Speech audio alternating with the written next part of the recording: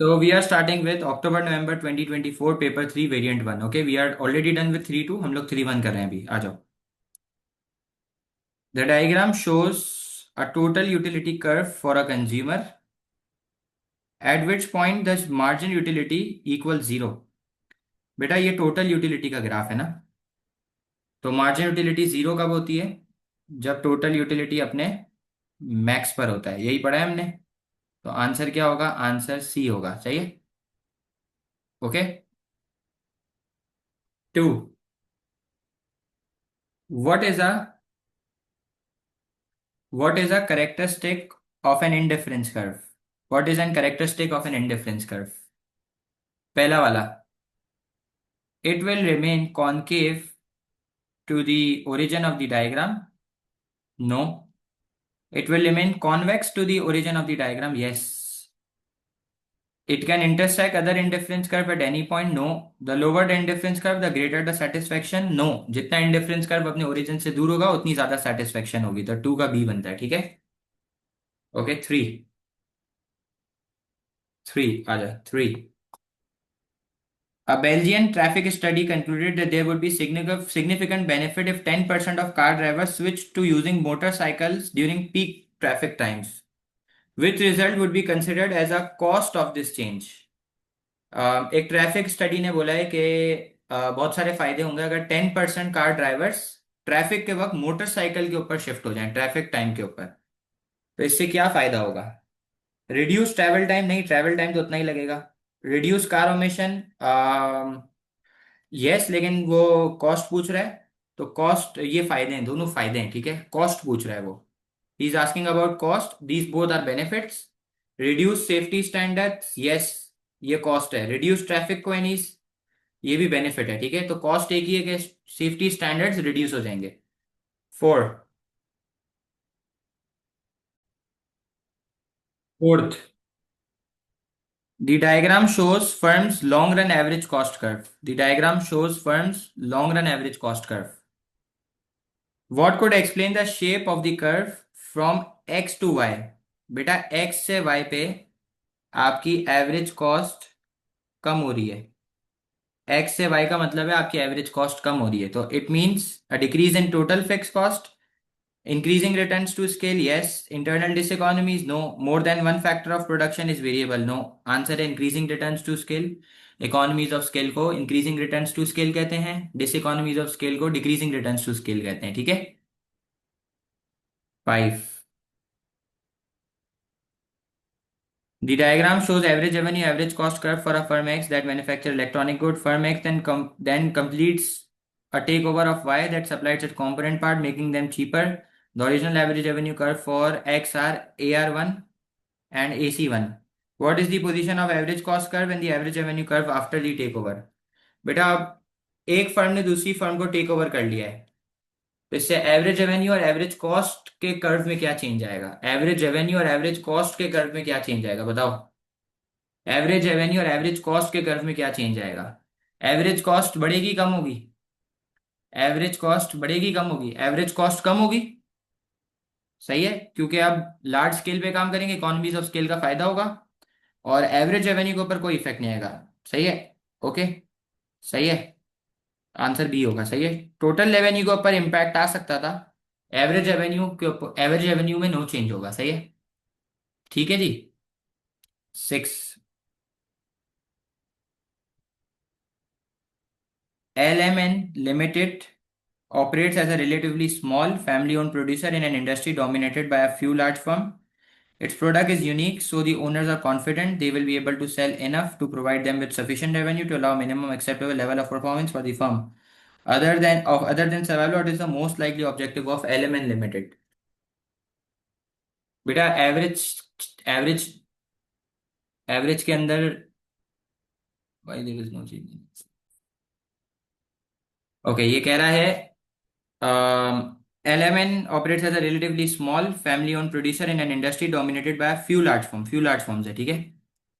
Its product is unique, so the owners are confident they will be able to sell enough to provide them with sufficient revenue to allow a minimum acceptable level of performance for the firm. Sufficient revenue कमाए, बहुत minimum.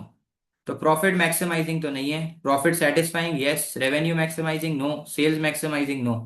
Answer बनता है B. इतना profit कमाएगा कि वो stay कर सकता है, ठीक है। 7। 7 वाला बहुत इजी है, 7 वाला बहुत इजी है। 7 वाला बहुत इजी है। The diagram shows short run average cost curve and long run average cost curve for a firm producing computer. It usually produces 2000 computers per week and increase in demand requires computer to 3000 per week. पहले 2000 थे, अब बना रही है 3000 computers. How much will the average cost change in the long run if the firm makes a permanent decision to produce 3000 computers per week? 3000 computer बना रही है तो एवरेज कॉस्ट में how will the average cost change, कितने से change होगी? कितने से चेंज होगी भाई? बताओ कितने से चेंज होगी? चेक करते हैं, आओ रुको। देखो अभी ये बना रहा है 3000 ना, तो 3000 पे इसकी जो एवरेज कॉस्ट है वो हो जाएगी 40। कितनी हो जाएगी? 40। सही, कितनी हो जाएगी? 40 हो जाएगी, $40। कितनी हो जाएगी? $40। क्योंकि LRAC और SRAC दोनों इस पॉइंट पे मीट कर रहे हैं, तो ये मिनिमम एफिशिएंट ऑफ स्केल वाला पॉइंट होगा। सही है, इसलिए 40 आया आंसर। सही है। 8। What is a characteristic of monopolistic competition? No barriers to entry. No barriers to entry ऐसा होता है? Yes, no barriers to entry, yes. Identical products, no. Price taker, no. Small number of buyer and seller, no. Answer A बनता है, ठीक है। Okay. What is likely to have its cost in the separation of ownership and control in a firm? बेटा मैंने आपको बताया, जब owner और शेयर होल्डर के दरमियान फटा होगा उसको प्रिंसिपल एजेंट प्रॉब्लम कहते हैं, ठीक है। तो आंसर सी बनता है। ए भी नहीं हो सकता, बी भी नहीं हो सकता, डी भी नहीं हो सकता। सही है। 10।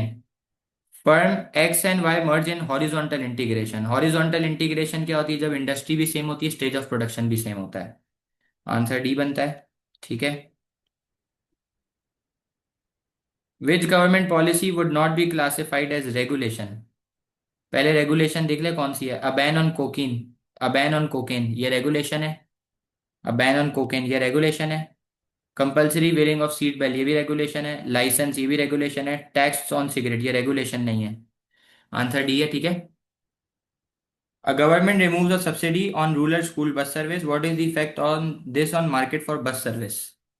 अगर सब्सिडी को रिमूव कर देते हैं, डेड वेट लॉस इंक्रीज हो जाएगा। ये कह रहा है डिक्रीज होगा, गलत है। प्राइवेट मार्जिनल कॉस्ट इंक्रीज होगी, यस। मार्जिनल बेनिफिट डिक्रीज होगा, yes.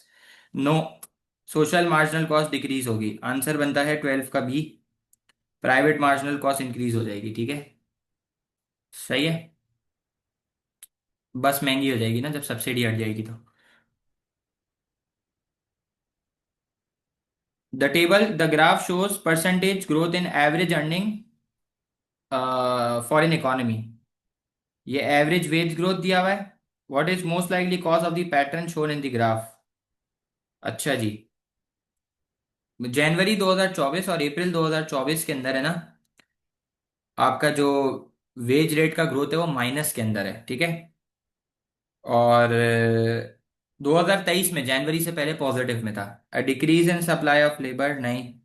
A decrease in interest rate, an increase in productivity, an increase in size of labour force. अच्छा सर, ए बी सी क्यों नहीं हो सकता? बेटा अगर लेबर की सप्लाई कम होगी तो लेबर की शॉर्टेज होगी, लेबर की वेज रेट बढ़नी चाहिए, लेकिन इधर तो वेज ग्रोथ नेगेटिव में है। इंटरेस्ट रेट का कोई ताल्लुक नहीं है इससे। प्रोडक्टिविटी बढ़ेगी तो भी वेज रेट बढ़नी चाहिए, इधर वेज रेट नेगेटिव में क्यों है? क्योंकि सरप्लस ऑफ वर्कर हो गया, ठीक है। लेबर फोर्स की साइज बढ़ गई है, सरप्लस हो गया है। 14 वाला रिपीटेड MCQ है।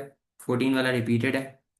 The table shows output of chairs at a factory when different number of workers are employed. When will diminishing marginal returns to labour set in? Number of worker, number of chairs. Law of diminishing marginal return क्या कहता है कि जैसे जैसे मैं additional labour को hire करूंगा additional output गिरता रहेगा। तो आओ चेक करते हैं। 0, 0, 1, 1 और 7, 2 पे 17। 3 वर्कर रख रहा हूं तो 26 का आउटपुट प्रोड्यूस हो रहा है। 4 वर्कर रख रहा हूं तो 34 का हो रहा है। 5 वर्कर रख रहा हूं तो 40 का हो रहा है। तो अगर आप चेक कर लो ना तो diminishing marginal return third third employ से शुरू हुआ है, थर्ड एम्प्लॉय से, ठीक है। थर्ड एम्प्लॉय से शुरू हुआ है। आंसर बी बनता है, सही है। ये तो रिपीटेड MCQ आप लोगों को ऑलरेडी आता है। सही है 15। 15 is a good MCQ. In the diagram, D represent long run demand curve for a labor in a firm operating in an imperfect market. ठीक है. When there is a fall in amount of capital invested per worker, the MRP shifts from MRP1 to MRP2. Marginal revenue productivity गिर रही है. How does this shift affect the number of employed in the long run when wages fall? सही है. पहले था MRP1. ठीक है. अब हो गया है MRP2. तो जब वेज रेट गिरा है तो आपका एम्प्लॉयमेंट लेवल भी L3 से क्या हो गया है, L3 से L1 हो गया है. क्या हो गया है, L3 से L1 हो गया है. It increases from L1 to L2. बताओ भाई. पहले MRP1 पे, MRP1 से 2 पे गया है, सॉरी उल्टा कर दिया मैंने. MRP1 से 2 पे गया है, 1 से 2 पे. अब आप मुझे बताओ, 1 से 2 पे गया है ना, तो ये वाला होगा. वेज 2 पे, एम्प्लॉयमेंट लेवल L2 होगा. ऐसा ही है भाई. एमआरपी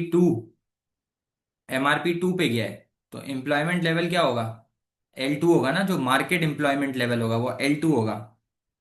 जो मार्केट एम्प्लॉयमेंट लेवल है वो L2 होगा. ऐसा ही है भाई. मार्केट एम्प्लॉयमेंट लेवल क्या होगा, मार्केट एम्प्लॉयमेंट लेवल L2 होगा. सही है. ये वाला जो है ना, ये वाला, ये तो वो जो आखिरी वाले वर्कर को ज्यादा वेज रेट पे करा था, ये वो वाला एरिया है. सही है. और ये पुरानी वाली वेज रेट पर है, ये पुरानी वाली वेज रेट पर है, ये पुरानी वाली वेज रेट पर है. नई वेज रेट पे, नई वेज रेट पे क्या होगा, नई वेज रेट पे MRP2 से आएगा. नई वेज रेट पे MRP2 से आएगा. तो L1 से L2 हो गई है. L1 से क्या हो गई, L1 to L2. ठीक है, आंसर बी है. सही है, आंसर बी है. L1 से L2 होगी. ठीक है. सही है भाई. L1 से L2 होगी. आप जो बच्चा L3 कर रहा था, L3 पर आपने MRP1 पे मार्क कर दी तो वो गलत हो जाता. सही है.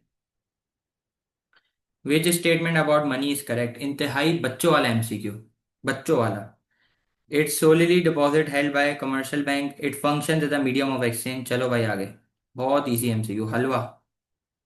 मनी मीडियम ऑफ एक्सचेंज के तौर पे एक्ट करता है. 17. In country X unemployment rising at the same time number of job vacancies increasing. What is most likely reason for this. बेटा अनएम्प्लॉयमेंट भी बढ़ रही है, साथ साथ नंबर ऑफ जॉब वैकेंसीज भी बढ़ रही है. इसका मोस्ट लाइकली रीजन क्या होगा. Economic growth falling, rising, geographical mobility of labour is rising, occupational immobility of labour is rising. Yes, answer D है. लेबर ऑक्यूपेशनली इमोबाइल जो है ना वो बढ़ रहा है, ऑक्यूपेशनली इमोबिलिटी बढ़ रही है. An increase in which variable affecting labour market is most likely to reduce the natural rate of unemployment. बेटा इन्फ्लेशन और नेचुरल रेट ऑफ अनएम्प्लॉयमेंट के दरमियान, लेबर मार्केट में क्या कहते हैं, इन्फ्लेशन और अनएम्प्लॉयमेंट के दरमियान नेगेटिव रिलेशन है. तो ये बोल रहे हैं ऐसा कौन सा वेरिएबल में इंक्रीज आएगा तो natural rate of unemployment reduce होगा. ऐसा कौन सा वेरिएबल में इंक्रीज आएगा. अनएम्प्लॉयमेंट बेनिफिट बढ़ेंगे तो अनएम्प्लॉयमेंट और बढ़ जाएगी. ट्रेड यूनियंस से नहीं हो सकता. मिनिमम वेज बढ़ेगी तो अनएम्प्लॉयमेंट रिड्यूस हो सकती है. लेकिन कुछ लोग, नेचुरल रेट ऑफ अनएम्प्लॉयमेंट वो होता है कि कुछ लोग वॉलेंट्री वॉलेंट्री अनएम्प्लॉयड रहेंगे, कुछ लोग बेटर पेड जॉब ढूंढते रहेंगे. तो जब आप ट्रेनिंग कोर्स में पार्टिसिपेशन करा दोगे ना वर्कर की, तो natural rate of unemployment reduce हो सकता है. ठीक है. और इससे लेबर मार्केट के ऊपर भी इफेक्ट आएगा. सही है. 19. A consumer has an income of $1000 per week. The consumer spends 80% of this on goods and services. Following an increase in income of 12,000 per week, consumption increases to 900 per week. Which statement is correct? क्या statement correct है. पहले income 1000 रुपए थी और 80% consume करता था. अब income 1200 हो गई है और कंजम्पशन इंक्रीज हो गई है 900 पर वीक पे. तो बताओ भाई, 1000 का 80% कितना रहा. 1000 का 80% 800 बनता था. तो 1200 का 900, 1200 का कितना परसेंट है चेक कर लो. 900 डिवाइड बाई 1200 इंटू 100 कितना परसेंट बनता है. 900 अपॉन कितना आएगा भाई. 1000 इंटू,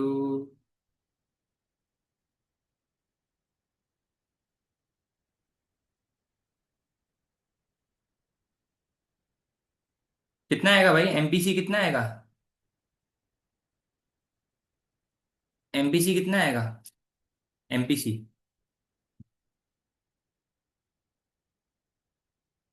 एडिशनल कितने कंज्यूम कर रहा है ये? 0.5।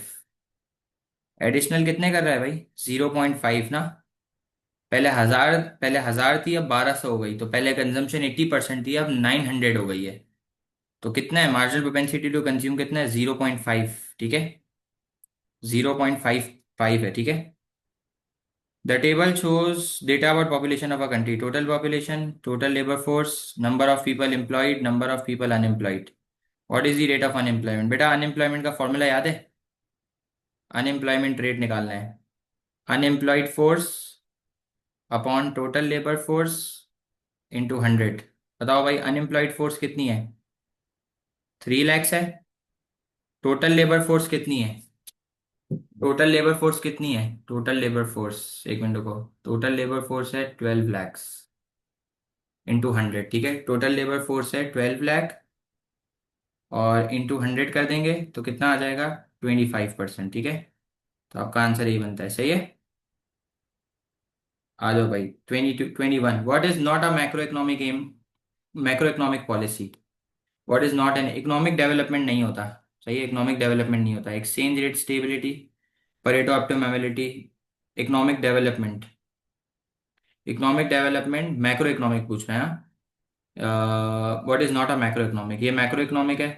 एक्सचेंज रेट भी मैक्रो है, परेटो ऑप्टिमैबिलिटी माइक्रो है, बैलेंस ऑफ पेमेंट भी मैक्रो है। आंसर सी बनता है। ठीक है, what is not a macro पूछ रहा है। चलो, 22। The diagram shows N increase in aggregated demand from 81 to 82. How how can the subsequent impact on short run and long run macroeconomic equilibrium process can be shown on expectations augmented Phillips curve? Aggregated demand बढ़ रही है, aggregated demand बढ़ रही है। Okay, now tell मी।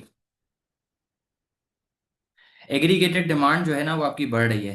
मुझे बताओ, जब aggregated demand बढ़ेगी तो प्रोड्यूसर को सिग्नल मिलेगा, प्रोडक्शन बढ़ेगी, डिमांड फॉर लेबर बढ़ेगी, और अनएम्प्लॉयमेंट कम हो जाएगी। सही कह रहा हूँ भाई? ऐसा ही है भाई। अब मुझे बताओ यार एक बात, जब एग्रीगेटेड डिमांड बढ़ती है, जब एग्रीगेटेड डिमांड बढ़ती है तो उसकी वजह से प्राइस भी बढ़ती है आपकी, और आपकी रियल इनकम भी बढ़ती है। तो देखो, ये प्राइस भी बढ़ेगी आपकी, और आपकी रियल इनकम भी बढ़ेगी। ठीक है, ऐसा ही होगा भाई। सही कह रहा हूँ भाई? अच्छा, अब मुझे एक बात बताओ, ये तो शॉर्ट रन हो गया। सर लॉन्ग रन में कौन सी इन्फ्लेशन आती है? लॉन्ग रन में हाइपर इन्फ्लेशन आती है। ऐसा ही है भाई, लॉन्ग रन में कौन सी इन्फ्लेशन आती है? Hyper inflation. अब जब आपको अगर याद हो तो आपको बताया हुआ है किसने? आपको फिलिप्स कर्व ने क्या बताया? कि इन्फ्लेशन रेट और अनएम्प्लॉयमेंट रेट के दरमियान कौन सा रिलेशन होता है? नेगेटिव रिलेशन होता है। तो भाई जब इन्फ्लेशन रेट बढ़ता है तो अनएम्प्लॉयमेंट क्या होती है? अनएम्प्लॉयमेंट कम होती है। और ऐसा हम लोगों ने रिप्रेजेंट करा है शॉर्ट रन फिलिप्स कर्व से। किससे रिप्रेजेंट करा है? शॉर्ट रन फिलिप्स कर्व से। तो अब देखो, एक छोटा सा कर्व मैं आपके लिए बना देता हूँ, इधर चेक करो।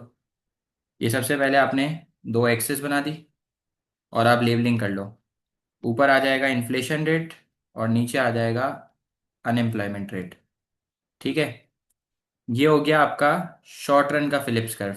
ये हो गया आपका शॉर्ट रन का फिलिप्स कर्व। तो आप देखो, जैसे जैसे जैसे जैसे इन्फ्लेशन रेट बढ़ेगा, अनएम्प्लॉयमेंट का रेट क्या होगा? इन्फ्लेशन रेट बढ़ेगा और अनएम्प्लॉयमेंट रेट कम होगा। तो इसका मतलब है, अगर अपन ए पर हैं तो अपनी मूवमेंट होगी बी के ऊपर। अब आपका काम मैंने कर दिया है। अगर हम लोग ए पर हैं तो अब हमारी मूवमेंट होगी बी की तरफ। तो अब आप इधर चेक करो कि अगर हम एफ पर हैं तो हमारी एफ से मूवमेंट होगी जे के ऊपर। हमारी मूवमेंट क्या होगी? एफ से जे के ऊपर। सही कह रहा हूँ? तो अब एक बात तो क्लियर हो गई है कि आंसर या तो ए हो सकता है या तो बी हो सकता है। अब मुझे एक बात बताओ, अब सवाल ये है कि ये एफ से जे पे मूवमेंट क्यों हुई है? उसकी रीजन ये है कि जब आपका वेज रेट बढ़ेगा तो आपकी कॉस्ट बढ़ेगी, और जब कॉस्ट बढ़ेगी तो आपकी एग्रीगेटेड सप्लाई क्या हो जाएगी? आपकी एग्रीगेटेड सप्लाई कम हो जाएगी। ठीक है, अब दूसरी बात ये है कि लॉन्ग रन फिलिप्स कर्व के ऊपर क्या इफेक्ट आएगा। तो अगर आपको याद हो तो मैंने आपको बताया कि लॉन्ग रन के अंदर हाइपर इन्फ्लेशन आती है, तो सिर्फ महंगाई का रेट बढ़ेगा, अनएम्प्लॉयमेंट रेट कांस्टेंट हो जाएगा, तो फिर उसके बाद मूवमेंट हो जाएगी के की तरफ। तो इसलिए आपका आंसर बनता है F2J2K। आई होप ये क्लियर होगा। सही है, आपको याद है शॉर्ट रन में फिलिप्स कर्व कहता है कि इन्फ्लेशन और अनएम्प्लॉयमेंट के दरमियान नेगेटिव रिलेशन है, बाद में जाके इन्फ्लेशन रेट बढ़ता रहेगा, अनएम्प्लॉयमेंट कांस्टेंट होगी, क्योंकि लॉन्ग रन में फिर हाइपर इन्फ्लेशन आती है। सही है, ठीक है भाई।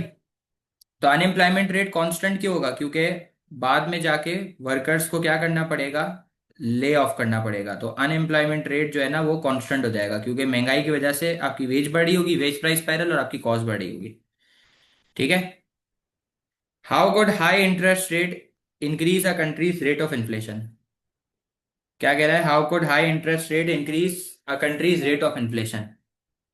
क्या कह रहा है कि अगर इंटरेस्ट रेट बढ़ता है तो इससे कंट्री का रेट ऑफ इन्फ्लेशन कैसे बढ़ेगा। बेटा इंटरेस्ट रेट बढ़ेगा तो क्या बढ़ेगा, इंटरेस्ट रेट बढ़ेगा तो क्या बढ़ेगा बताओ। इंटरेस्ट रेट बढ़ेगा तो करंट बोरोइंग कॉस्ट बढ़ जाएगी, इससे महंगाई का रेट तो नहीं बढ़ सकता, ये गलत है। इंटरेस्ट रेट बढ़ेगा तो गवर्नमेंट की करंट कॉस्ट बढ़ जाएगी, इंटरेस्ट रेट बढ़ेगा तो एक्सचेंज रेट बढ़ेगा। यस, आंसर सी होगा। सर जब आपका इंटरेस्ट रेट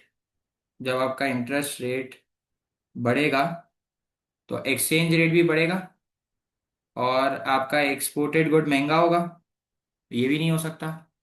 जब इंटरेस्ट रेट बढ़ेगा तो एक्सचेंज रेट बढ़ेगा, आपका एक्सपोर्टेड गुड महंगा होगा, एक्सपोर्टेड गुड की क्वांटिटी कम हो जाएगी, और एक्सपोर्टेड गुड का रेवेन्यू कम होगा, एक्सपोर्टेड गुड की कंजम्पशन कम होगी, एडी कम होगी, तो इससे तो महंगाई का रेट कम होगा। तो सी भी नहीं हो सकता। By increasing opportunity cost D भी नहीं हो सकता। तो इसका मतलब है आंसर अब ए या बी में से बचता है।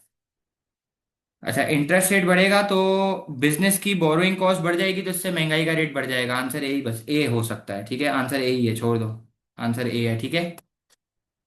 24।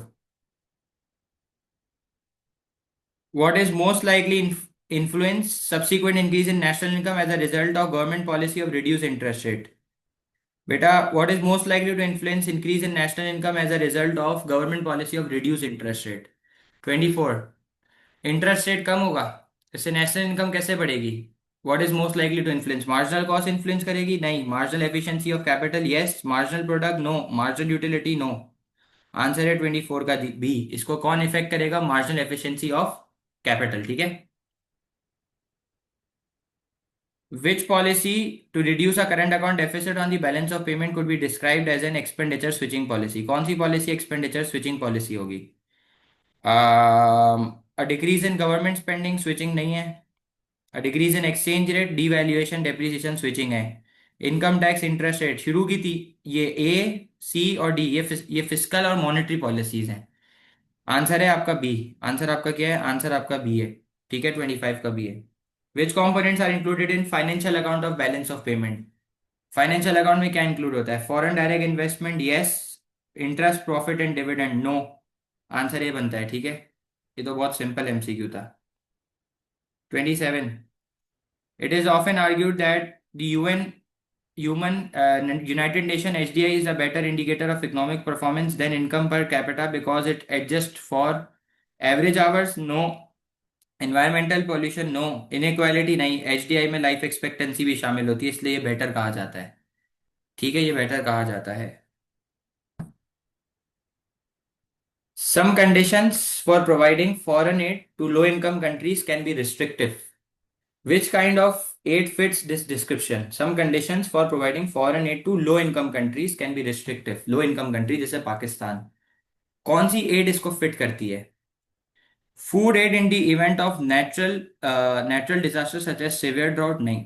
Grants that are tied to purchasing donor country goods, yes. Loans that are repaid over long period at a low rate of interest, no.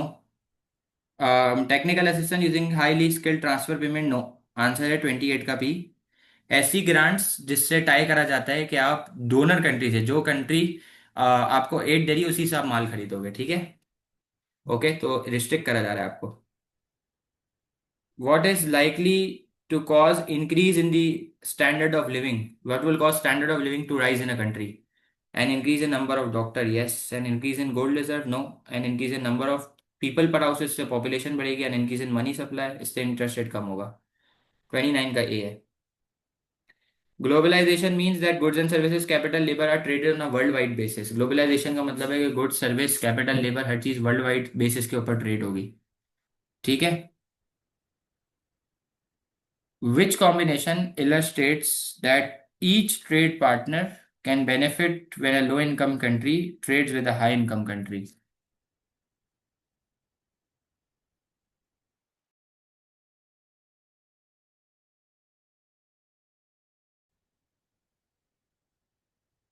Globalization means that goods and services, capital, labor are traded on a worldwide basis. Which combination illustrates each trade partner can benefit when a low income country trades with high income country?